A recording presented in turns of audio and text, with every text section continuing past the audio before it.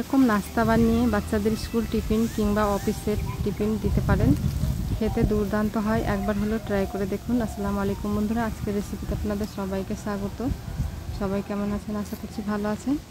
তো আজকে রেসিপিটি বানানোর জন্য প্রথমে একটা বাটিতে আমি একটা ডিম দিয়ে সামান্য একটু লবণ দিয়ে দিচ্ছি 1 কাপ জল দিয়ে খুব ভালো করে ঘুটে নিলাম। তারপরে এখানে 2 বাটি আমি দিয়ে দেবো ময়দা। প্রথমে 1 বাটি দিয়ে ভালো করে গুলে নিলাম, তারপরে আবারও দিয়ে দিলাম 1 বাটি দিয়ে অল্প অল্প করে জল দিয়ে একটা ব্যাটার করে নেব। পাতলা, খুব একটা পাতলা করব না।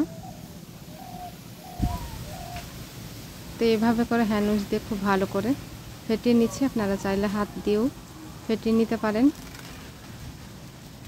তো ব্যাটারের ঘনত্বটা কতটুকু আপনারা দেখে নিশ্চয়ই বুঝতে পারছেন। এই যে দেখুন বন্ধুরা, এইভাবে ব্যাটারটা করতে হবে। এবার আমি চুলোতে প্যান চাপিয়ে দিয়েছি। প্যানটাকে গরম হলে অল্প একটু দিয়ে দিচ্ছি সরষের তেল।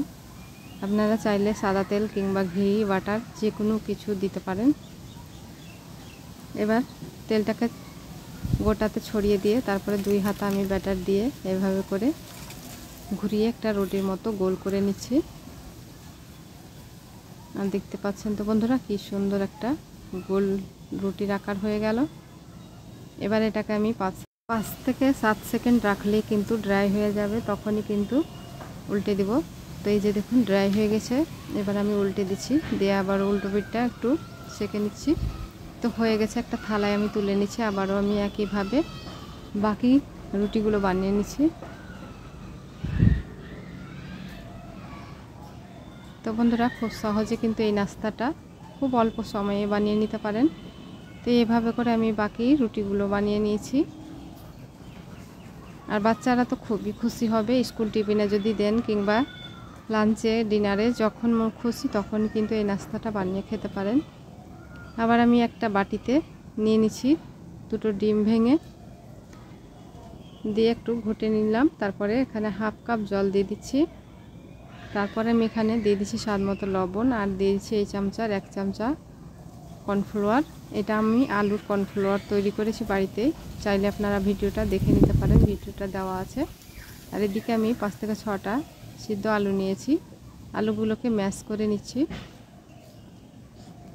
খুব ভালো করে ম্যাশ করে নিয়েছি। খুব একটা ম্যাশ না করলেও চলবে, একটু দানা দানা থাকলে ভালো লাগবে। এখানে পেঁয়াজ কুচি, কাঁচা লঙ্কা কুচি, গাজর কুচি আর শসা কুচি দিয়ে দেবো স্বাদ মতো লবণ, আর দিয়ে দেবো চাট মশলা। আপনারা চাইলে নুনের মশলাটাও দিতে পারেন। এবার খুব ভালো করে মেখে নিলাম।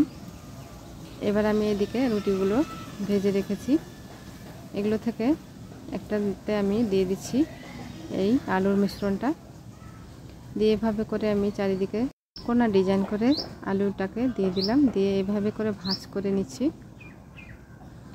এই কাজটা আপনারা লক্ষ্য করলেই করতে পারবেন ভালো করে। তো এইভাবে করে আমি ভাঁজ করে নিলাম। আপনারা চাইলে রোলও করে নিতে পারেন। তো আমি আজকে এই ভাঁজটার মতো করেই নাস্তাগুলো বানিয়ে নেব। এটাতে দেখতেও ভালো লাগবে আর খেতেও কিন্তু ভালো লাগবে।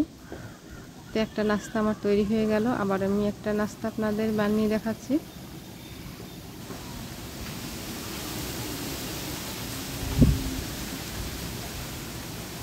তো বন্ধুরা, প্রতিদিনের মতো আমার ভিডিও দেখতে যদি কোনো নতুন বন্ধু এসে থাকেন, তাহলে প্লিজ আমার চ্যানেলটিকে সাবস্ক্রাইব করবেন। আর ভিডিওগুলো যদি ফেসবুক পেজ থেকে দেখে থাকেন, তাহলে পেজটাকে ফলো করবেন। তো এখন আমি ভিডিওটা রেকর্ডিং করছি ছাদে বসে। তো এখানে মানে আকাশে খুব মেঘ উঠেছে আর বাতাস বইছে। তো জানি না আমার রেকর্ডিংটা কীরকম শুনতে লাগবে। এদিকে আমি নিয়েছি টোস্টের গুঁড়ো, আপনারা চাইলে ব্রেডক্রাম্বসও নিতে পারেন।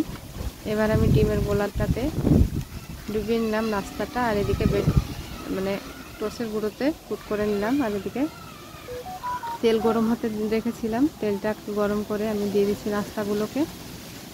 তো 3টা নাস্তা আমি দিয়েছি। কিছুক্ষণ ফ্রাই হয়ে যাওয়ার পর উল্টে দিচ্ছি। তো বন্ধুরা, দেখতে পাচ্ছেন কতটা লোভনীয় লাগছে। তো কয়েক সেকেন্ড ভাজলেই হবে, বেশি ভাজতে হবে না। তো এরকম লাল লাল করে ভেজে তুলে নিয়েছি। আর এই যে দেখুন, প্লেটে আমি সার্ভ করে নিয়েছি। দেখতে কতটা লোভনীয় লাগছে বন্ধুরা। আশা করছি ভিডিওটি ভালো লেগেছে। ভালো লাগলে অবশ্যই একটা লাইক দিতে ভুলবেন না। চ্যানেলটিতে নতুন হয়ে থাকলে অবশ্যই চ্যানেলটিকে সাবস্ক্রাইব করবেন। এখন সঙ্গে থাকার জন্য অসংখ্য ধন্যবাদ। দেখা হচ্ছে নেক্সট ভিডিও নিয়ে। ততক্ষণ ভালো থাকবেন, সুস্থ থাকবেন। আল্লাহ হাফিজ।